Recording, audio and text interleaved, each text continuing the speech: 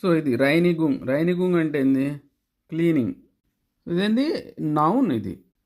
ఈ నౌన్ వచ్చింది వెర్బ్ నుంచి. ఏం వెర్బ్ నుంచి? రైనిగెన్ నుంచి. రైనిగెన్.